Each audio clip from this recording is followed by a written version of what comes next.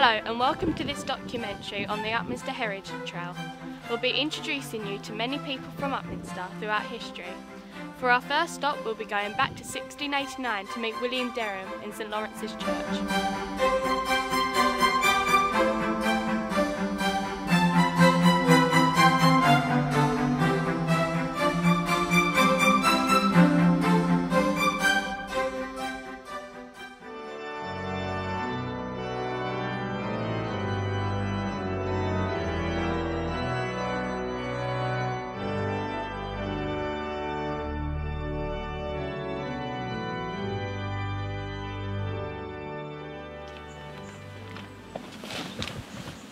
Hello, you must be William Darim. Could you tell me a bit about yourself? Yes, I'm William Darim. I was the rector of this parish from 1689 to 1735.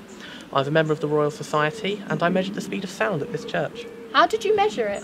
I got a friend to stand a measured distance away with a gun and to fire gunshots. I measured the time between seeing the flash and hearing the gunshot, and from this I was able to get an accurate measurement. Thank you, William Darim.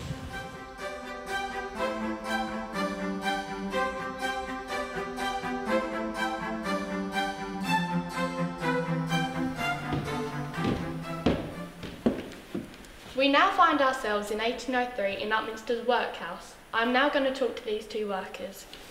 Hi there, can you explain to us what you're doing? We're untying rope. Why are you doing that? Because if we don't, our master will get mad and then we'll have to leave. There's lots of jobs we have to do, like unpicking rope, fixing shoes, but we have to do them and we don't even get much food.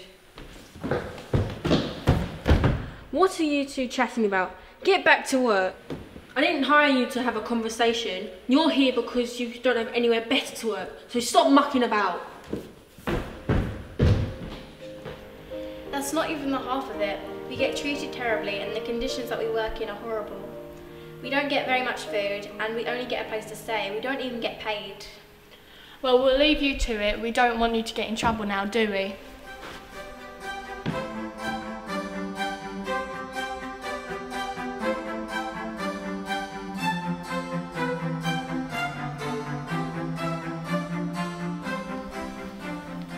Hello, we're here at the Clockhouse Gardens, formerly known as New Place.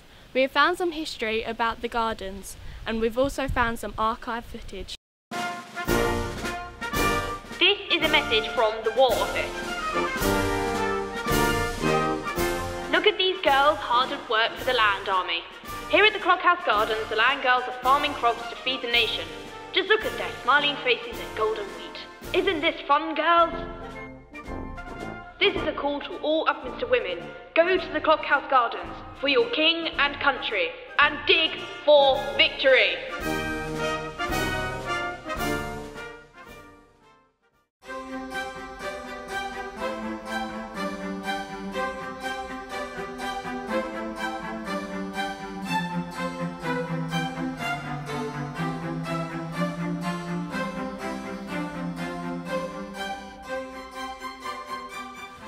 Now we're here in the 1940s outside the Upminster Windmill. Let's see what's happening.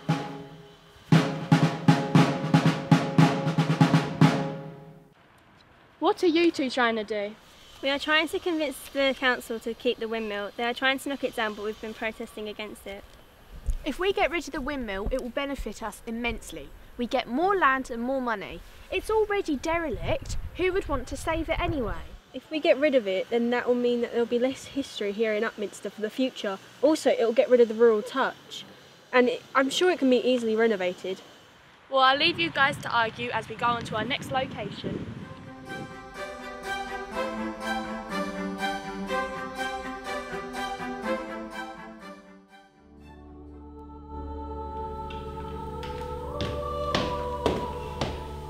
Hello there, Minister. Can you tell me about the condition the chapel is in?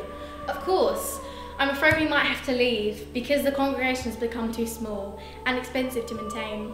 I'm sorry to hear that. Thank you. Hello. How do you feel about the closing down of the chapel? I'm extremely upset to see that the chapel I was once baptised in might have to be closed down. And what about you? I'm very sad to see the chapel close, but wherever I move to, I will always have my faith. Well, I wish you the best of luck in the future and thank you for your time. Thank you for watching the documentary on Upminster's Heritage Trail. We hope you enjoyed yourself on this journey. We hope you have learnt something about Upminster's history. Goodbye.